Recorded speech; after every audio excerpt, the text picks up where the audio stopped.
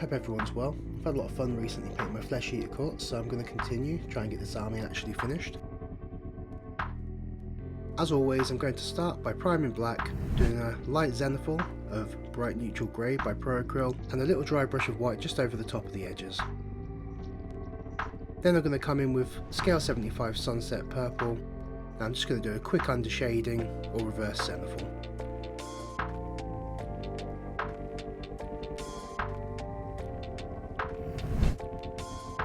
Once the undershading's done with sunset purple, we can come in with Pro Acryl's faded green and we can dry brush all our highlight areas and pick out where we want our green to be.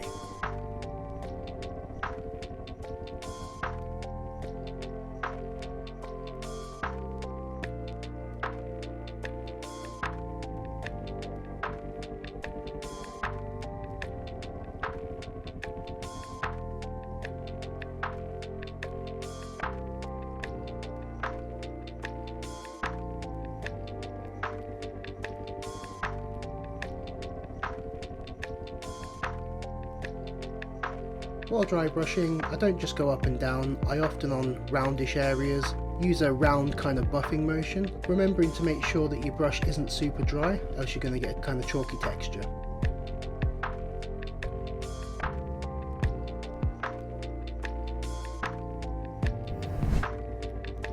Once we've established our faded green dry brush, we're going to come in with the same faded green, but this time we're going to come in with a 50-50 paint to retarder ratio. This is going to help us establish a few layers in without a chalky surface. When layering it on, I'm just coming in with a clean wet brush and feathering out the edges. As you can see, the paint's not very thick at all, it's quite translucent. It takes around 3 to 4 coats.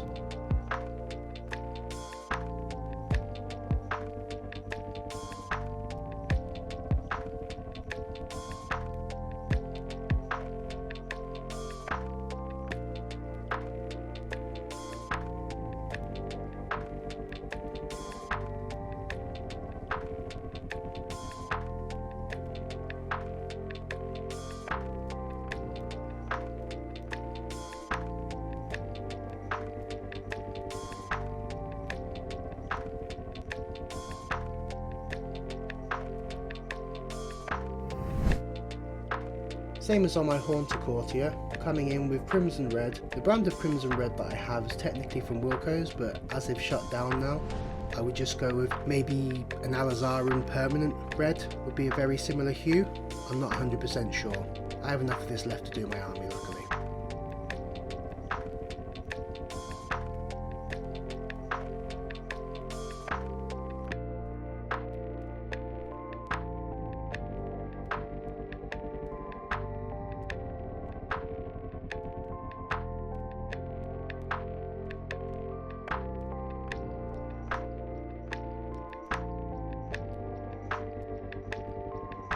As usual when using watercolours, use a wet clean brush to kind of feather out the edges, drawing to and away from the saturation point of paint.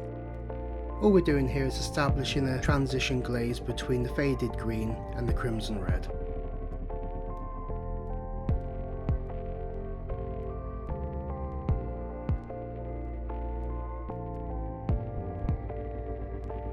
Coming back in with a clean wet brush, just to hit the high edges to remove some of the paint to add in some highlights.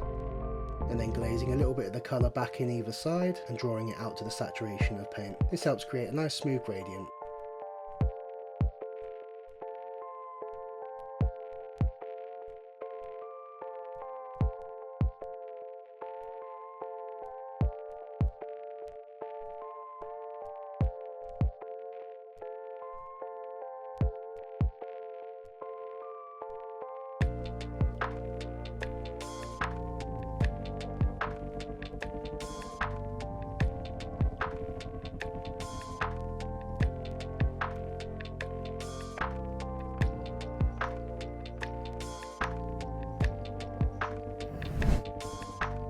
Once we're finished with our crimson red watercolour, we'll lock that in with a varnish, then come in with Pro Acryl's Bold Titanium White and just do a dry brush over the fur and any areas where it looks like there's sores. This will help us establish some higher contrast later on.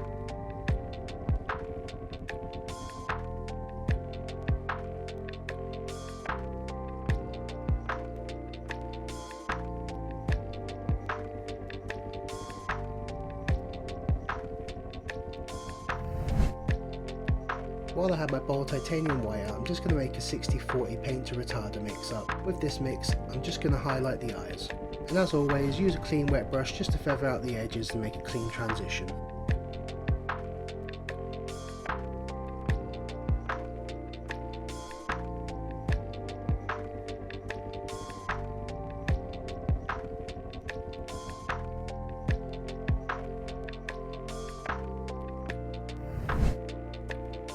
And then we're coming in over all the fur with Drakenhof Nightshade. This is going to be, it's around 3 coats, maybe 4. But honestly, depending on how you want it, you could do 2 coats and then do a dry brush of say Arctic Blue over the top of it. It'll look really nice. I specifically just wanted a really dark, deep Drakenhof Nightshade. Eventually, once I've done my army, I'll probably come back in with Arctic Blue and actually dry brush all of the hair across the army in one go.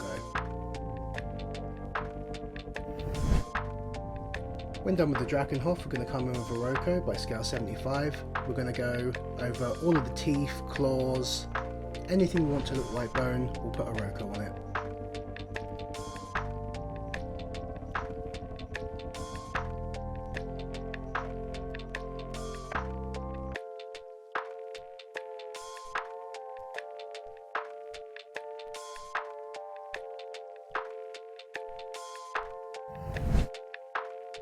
Next is Caribou Crimson by Citadel.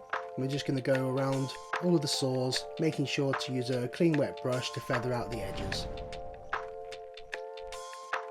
Be sure not to let it actually pull, as you'll get some tea staining. All we're doing here is just tinting the skin.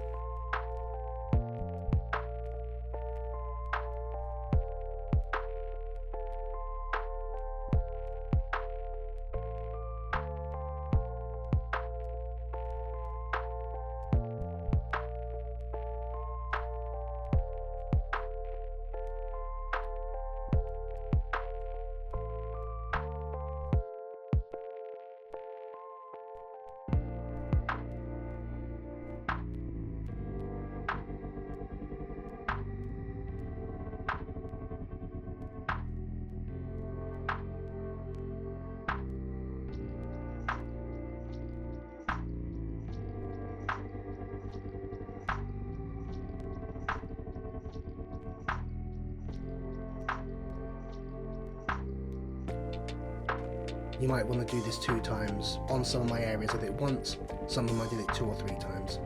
It's a subtle effect, but it looks nice.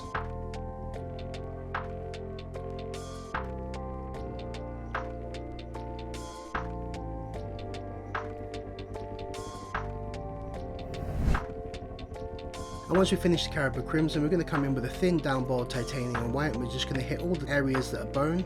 As usual, when we apply it, we'll feather out the edges with a clean wet brush, get a nice smooth transition.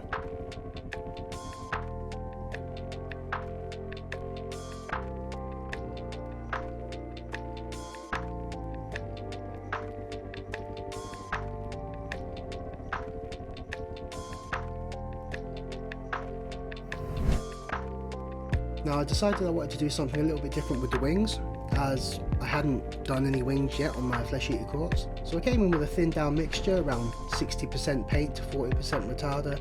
With this I layered in a couple of coats over the dying fleshy wings, making sure to feather out any edges with a clean wet brush.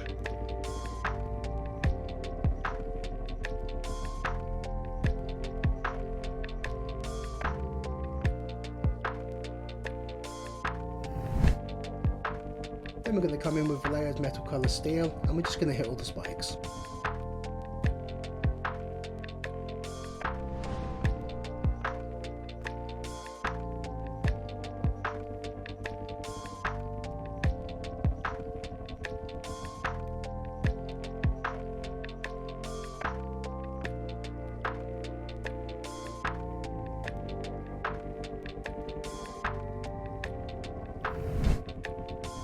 Once we've painted the spikes, we'll come in and paint the base and rocks with scale 75's brown leather, making sure to paint any mud and dirt that's actually on the spikes too.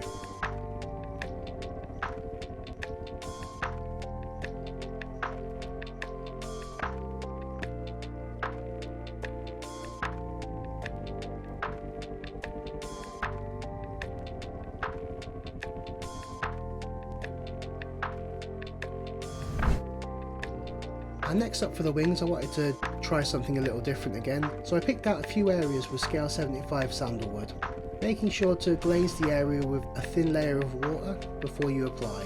This will help it disperse. When applying this, I'm generally using a stippling motion with both the application brush and the clean wet brush. This help creates a nice gradient.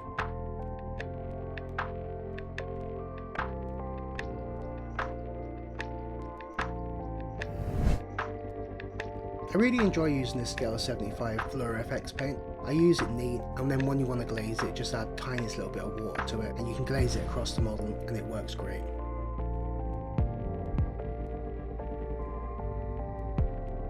Just be sure to keep the pupil white and feather out any edges with a clean wet brush.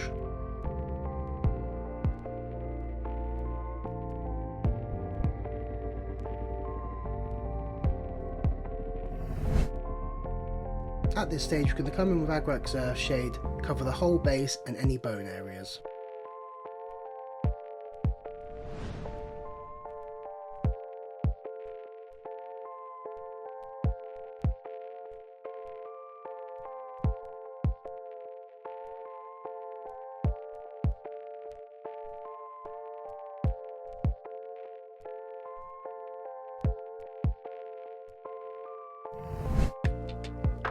Once that's dry, we can make a ratio of 60 to 40% paint to retarder of bold titanium white and just hit the highest edges of our bone, again feathering out with a clean wet brush.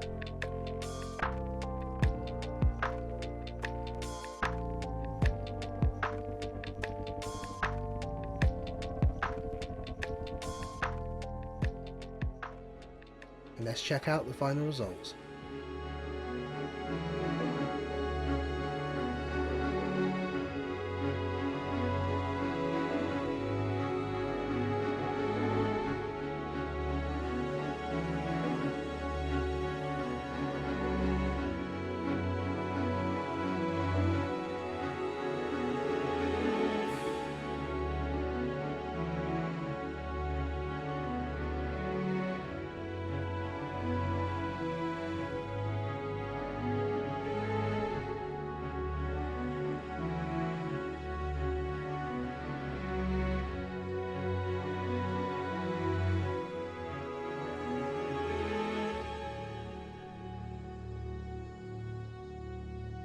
Thank you for your support.